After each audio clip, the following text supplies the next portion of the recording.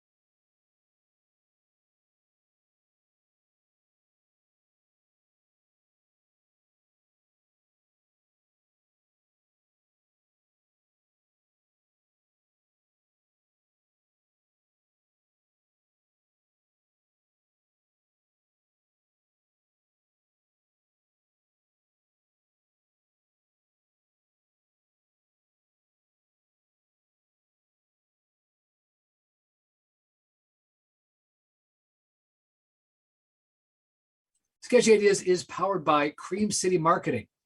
I know that because it's your business and you're the owner, you believe you have to be in charge of everything, but you also know that I'm here to tell you that you're not always right, because even the most organized people need support, and even the most accomplished people aren't great at everything, which is why you need help from an experienced marketing team like the folks over at Cream City Marketing. They can help you with strategy, tactics, application, everything marketing to help you grow and scale your business. They work with you to help you accomplish your most important goals and priorities around marketing. They can handle the stress so you can do the rest. Who is it that's going to help you? That would be our good friend Erin. Reach out to Erin by emailing her at Erin, E-R-I-N, at creamcitymarketing.com. Sketchy Ideas is also powered by Spirity, and Spirity is giving its time today to the United Performing Arts Fund. We're really big fans of the United Performing Arts Fund here in Milwaukee, also known as UPAF. The United Performing Arts Fund supports the arts and the artists in the performing arts. And hey, we do a weekly podcast. You know, we're all about the performing arts. So anything on the stage, whether that's theater or musical performance, theater musical performances, dance, all of those things are amazing cultural assets here in Milwaukee area. United Performing Arts Fund, by their support, has kept those businesses and those organizations open despite the hardships that we've all been challenged with. If you love the arts as much as we do and you want to support those performing arts, you can donate today by going to upaf.org/donate and contribute your support there.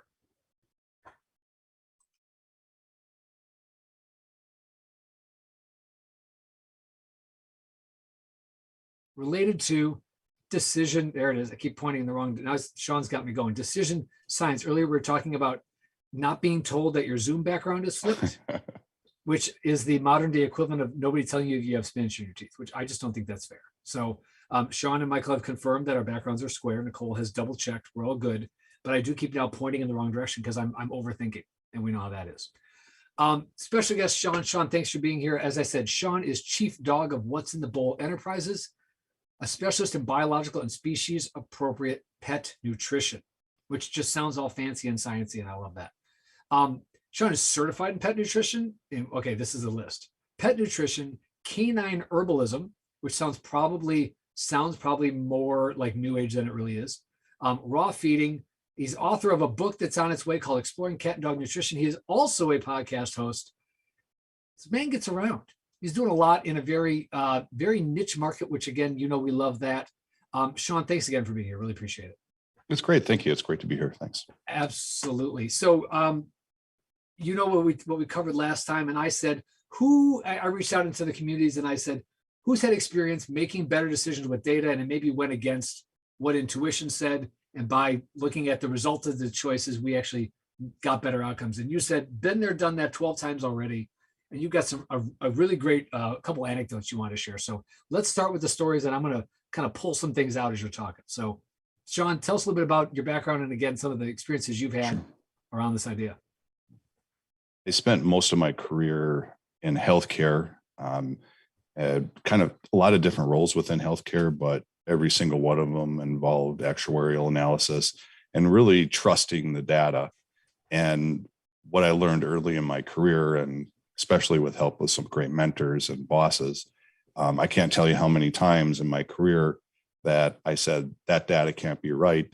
This market's never going to tolerate this. That product's never going to be able to sell for that. And sometimes your boss and or mentor, they take on these different roles. And most of the time on that day, they were playing boss, and they said, you need to trust the data. And I learned real quickly that a lot of times face validity or your gut isn't the best determination of what's really going to happen or what's real in a market or with a product, or, and it probably applies to a lot of different things in life. But in healthcare, we were making multi-billion-dollar decisions, and the data really scares the heck out of you because it's drawn from so many different sources. And that's a lot of zeros. I mean, when you get to there, that scale that pushing the button on, I'll buy a lotto ticket for $1 is different than, there's like commas after that now. And it's right. Yeah, that the risk level goes up. And I would imagine, I don't know, I think I would be less, more reticent to pull the trigger on anything. Just, I feel like analysis paralysis probably kicks in at those magnitudes of scale.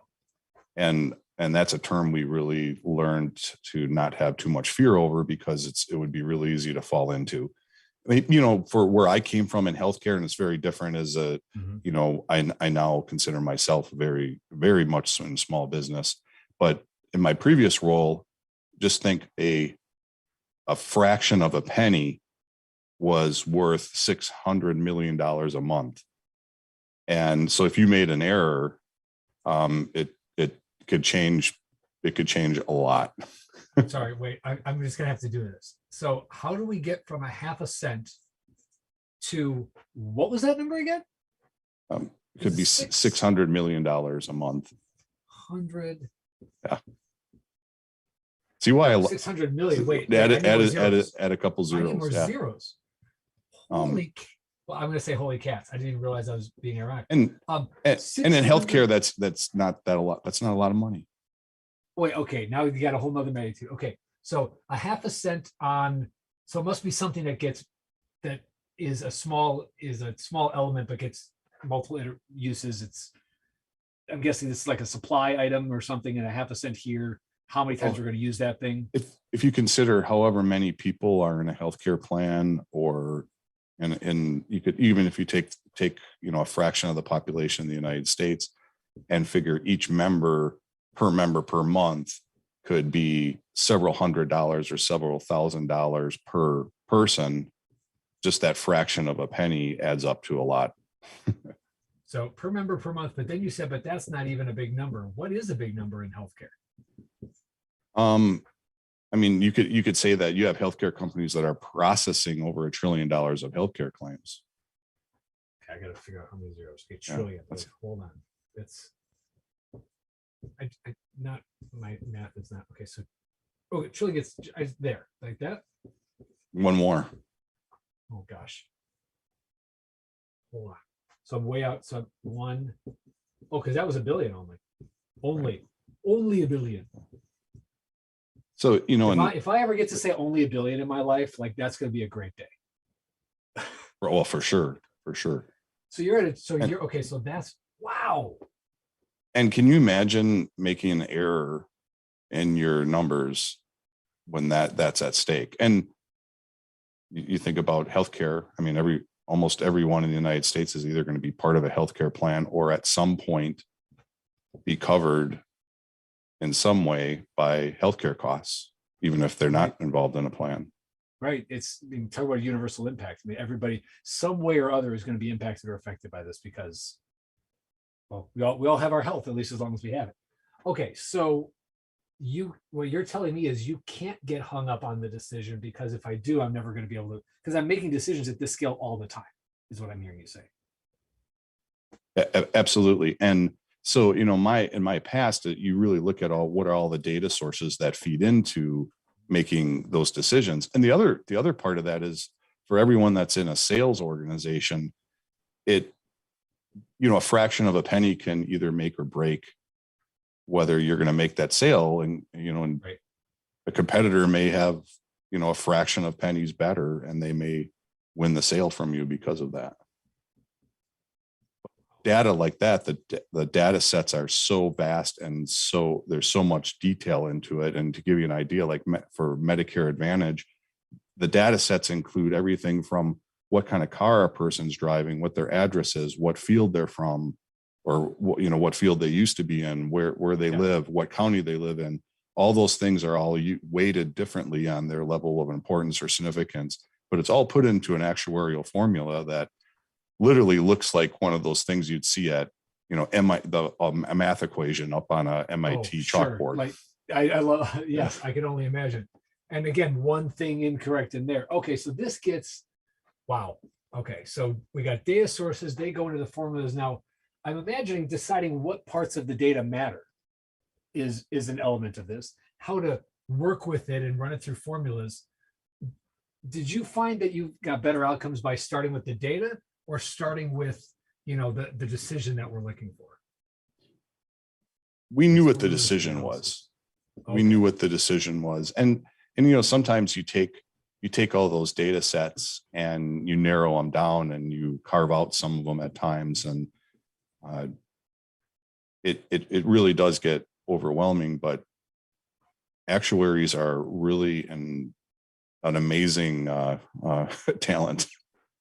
And I think it's something you're born with. It's like one of those, if you're going to play on a professional sports team, there's all the dedication that you put into it, but there's just something inherent about you that you have that predisposition to be able to handle talent. These numbers.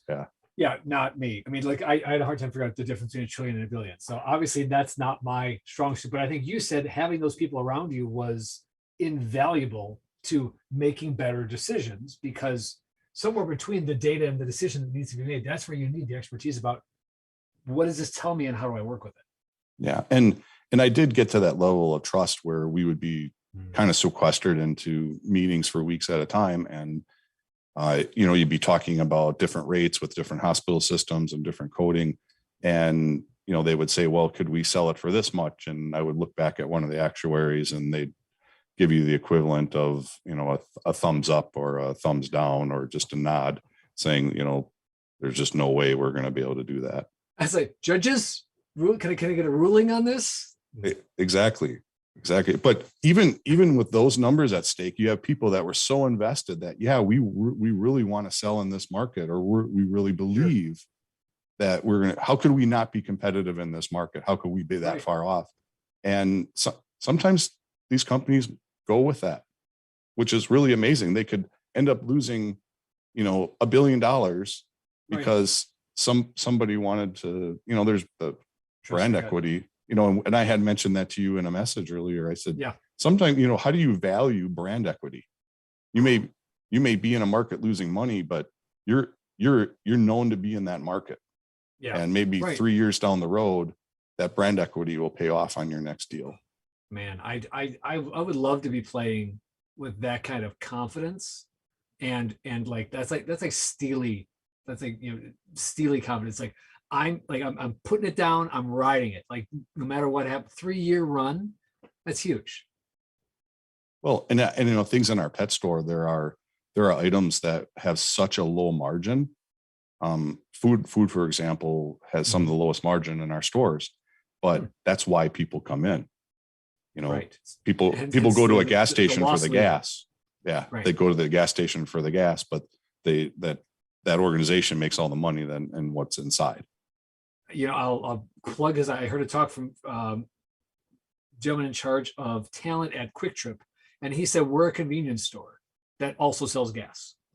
Like their whole branding is not really around the gas. The gas is like almost the excuse for them to be on every other corner, but it really isn't about that. And yeah, I think, I mean, so and you're saying that those examples play out in all other kinds of industries.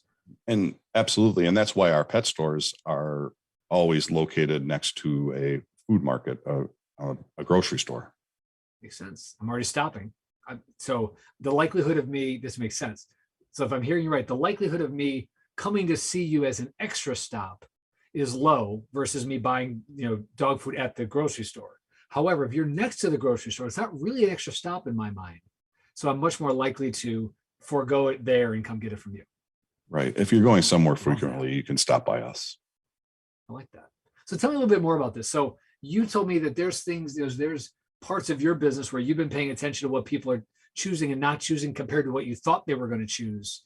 And from there, you've been able to improve your business and your margin and your mix. Tell me one how about this? Tell me one you got right and one you got wrong.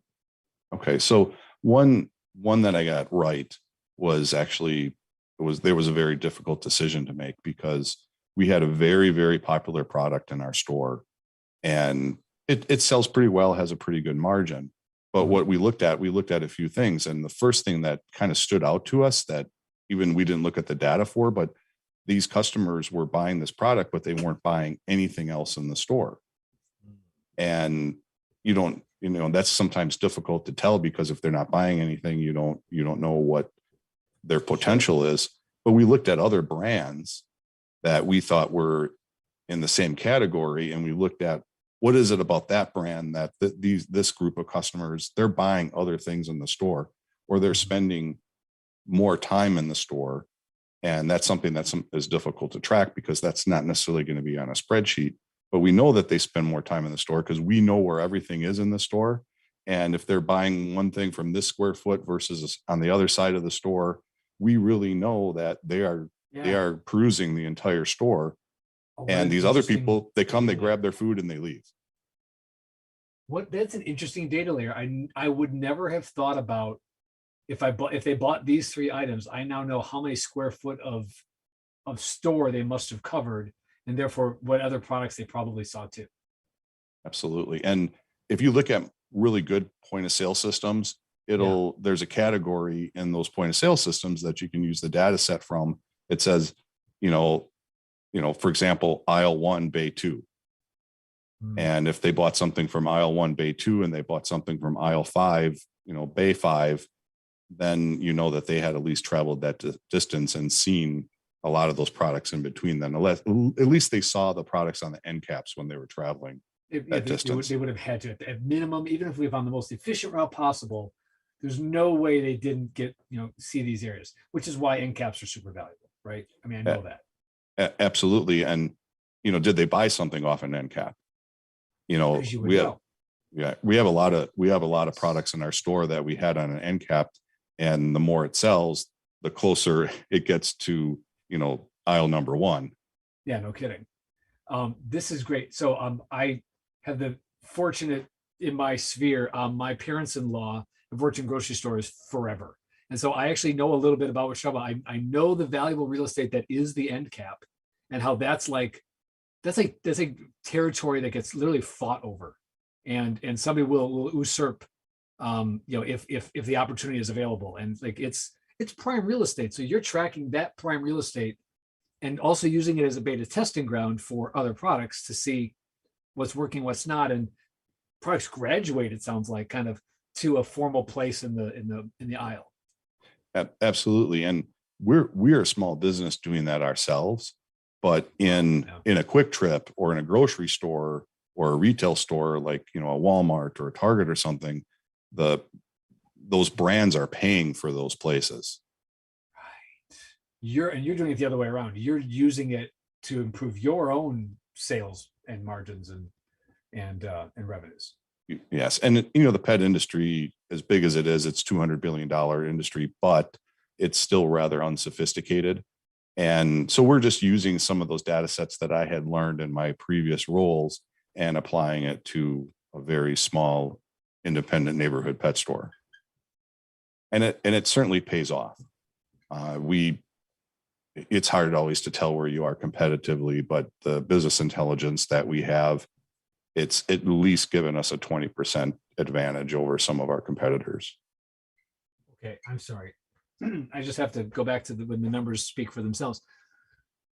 You just said just by paying attention to this kind of data that was basically available, right? Like Everyone has track it. Everyone has this data. So you have the data, you pay attention to it and leveraging that data in a particular way, you got 20% over the competition right now. It's at least 20%. And I say, I'm a data person, but my wife says, well, the big differentiator we have with our stores is our employees have to look up from their cell phones when someone walks in the door.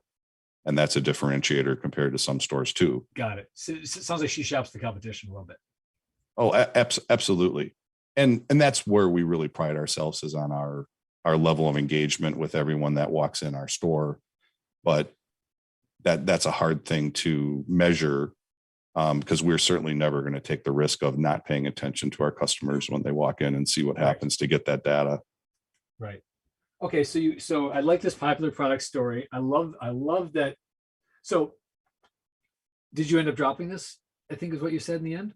We did. And it's a premier brand. And we replaced not only that brand with a different brand, but we replaced where it was sitting in our store. And it was absolutely the right decision. And everyone in the industry, our distributors, even account managers from other brands thought we were completely crazy. And yet the data speaks for itself. I love this. And I love those stories. And I've worked as a consultant. I understand that position, but I've really as again, now I'm my own, this is my wife and I own the store. We can do whatever we want. And, I think a lot of stores listen to the experts, and I find time and time after again, I rely on my data comparing our store, which they're not rural, but they're much more rural than, let's say, someone in downtown Milwaukee or downtown Chicago that has a pet store. Those are, first of all, they're very different. There's very different economics, different size dogs, everything's different about the demographics. So when I hear and the neat thing is a lot of the distributors pay for consultants to independent neighborhood pet stores. So, and that's probably true for a lot of small businesses. Take advantage of what your distributors have to offer, and don't ever be afraid to ask. But what we found is they have these data sets, and they're not worth a lot to us because they're based on Chicago. You're different.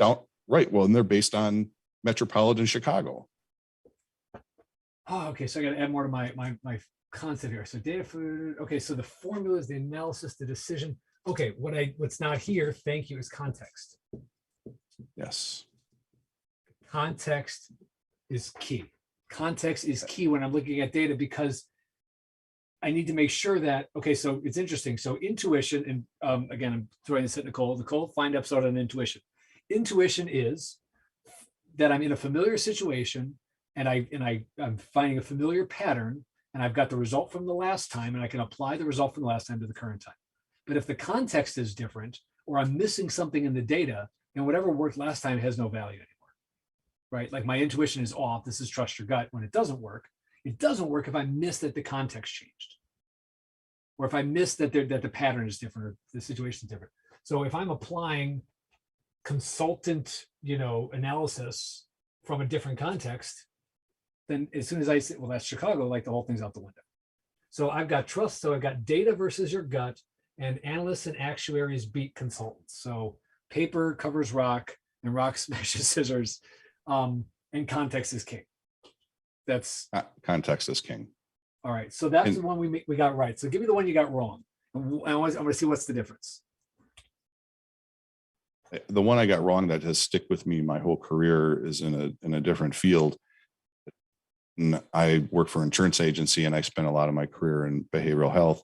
We were trying to decide whether we were going to cover up a new procedure that had just been FDA cleared called transmagnetic stimulation. And the data that the manufacturers were sending, and in fact, the data that the FDA had collected, looked very good. And I had just hired a new data analyst at the time, And he really wanted us to collect the raw data that was used for the study. And I said, well, we have requests for this service, and we had a lot of pressure from our clients to ensure this for their members. And we made the decision based on the FDA data and the effectiveness that basically all the research that came out there. It was all peer-reviewed research. Some of them from Ivy League institutions. It was almost indisputable. And so we made a decision to cover it at the time. And it was a horrible decision. We lost, I'm not going to say we lost millions, but I would say it would be close to millions on the level of effectiveness, because we actually followed up to see if this was. So basically what we found, health insurance companies, they have all the data. They know if something worked or not, because they can see the subsequent claims that come through. And it was like, yeah, it was real clear. This didn't even come close to the level of significance that the original research indicated. And we lost a ton. And so, of course, I go back to this data analyst and said, let's dig into that raw data. Remember that raw data you asked for? Okay, let's go get it. Yeah. And what we found was, in transmagnetic stimulation, it's not that big of a deal, but it's basically they put this magnet on your head, and then they pass a magnetic current through your brain, and it's painless. I had it, during the demonstrations I had it done, and I'm fine. So, the whole thing, one of the missing variables was, when we looked at the raw data, is that procedure was much more effective at some individual sites, and it was done at a few hundred different sites. And my data analyst wanted to know why it was statistically more significantly more effective at these sites than others. Right. And is it this, and there's so many variables. It's the severity of their condition. Sure. But what it came down to is it had the effectiveness of it had more to do with who was sitting with you while the procedure was being conducted than what the procedure was. I call hashtag placebo. I mean, am I wrong? Is that? You could say it's either a placebo or it, but well, and we see this in medicine. Sometimes who prescribes your medicine has just as much to do with the effectiveness of it as the medicine. Sure. And they didn't take into account. And basically the way that procedure works, the first time you have it, the doctor does the procedure, and all subsequent administrations, it's a technician. Which, if you're sitting with someone that you really like to be sitting with, or someone that's helping you, are you talking to them? Are you reading a magazine? Right. Are you sleeping during this procedure? No one, that data was not in the research at all. And you have, the average administration for this is like $10,000. So, really looking at the effectiveness of it is important. It's worth looking at the details. Yeah. Right. So Sean, you got my brain turning in 12 different directions right now, but okay, I'm going to try to pull out the takeaway for me and for everybody else, which is, okay, well, it's actually, we already got context matters, right? There's the data, and there's like the data behind the data. There's like that other layer, like your layer about where things are laid out in the store. So I guess my takeaway, kind of what I want to make sure I'm doing is, whenever I'm looking at data, I want to ask, it's like metadata. I want to know the metadata behind the data, or the metadata around the data. In this case, this wasn't even a data set. No, it was something you had to look at you almost had to like lay it out yourself, it sounds like, which is why the analyst, new guy, by the way, points for the new guy. But the new guy said, right, something here, so he had an intuition that there was something missing. Yes. And the missing thing was literally missing because nobody had actually tracked it. You either had to go right to the raw data to notice the differences. Right. And that's where he came from, was, looking, I mean, he's one of the guys that these peer-reviewed periodicals send their stuff to be peer-reviewed. Okay. So I guess I should have trusted him in the front. I did hire him, but right. But I get it. New guys get a good rap, bad rap, right? And obviously the I told you so sucked, but I'm sure it was super validating for him. This is so good. Okay, so really good stuff today. I want to pull just a couple of like key elements out that I think can be a go forward and a next. And but before I do that, let me just give another quick shout. Sean, thank you. This has been a treat. These stories have been great. I love that you are thinking, beyond and through your stories. And it sounds like you've really learned how to apply what you've learned to the next thing. Congrats on the success of your enterprise and your pet stores, which as small businesses are beating the competition, we always love that story. We've got your contact information. If you want to talk more to Sean, please reach out to him. Oh, I had it. Come on, host, get your stuff together. There it is. You can find him at a few different places. Rawdogbarkery.com for the store, and Exploring Cat and Dog Nutrition for all the media elements as well. And sounds like he said easiest to find on Facebook, so you can track him down there. We'll put all of this in the show notes. Sean, again, thanks. Great to be connected with you. Great to have you on the show. Folks, if you enjoyed this, you're going to love what we do next week. And so will we as soon as we figure out what it is. I'm going to guess it has something to do with metadata, context, trusting the actuaries, because that just sounds like a fun thing to talk about, and knowing where your ones and your zeros and your commas should go. I feel like that might be what we get into next time. And again, points for the new guy. Sean Jones, Chief Dog. Thank you so much for being here. We really appreciate it. Thanks for joining us for episode 80 of Sketchy Ideas. Hope you enjoyed exploring all of these ideas behind decision science and why the data matters. We really appreciate you being here. And thanks. We hope to see you next time. In the meantime, if you've got questions, comments, snarky remarks, anecdotes, feedback, good or bad, please send us an email to info@sketchyideasshow.com. One of our production team will get back to you. And in the meantime, remember, just because it's a sketchy idea doesn't mean it's not worth exploring. We'll see you next time.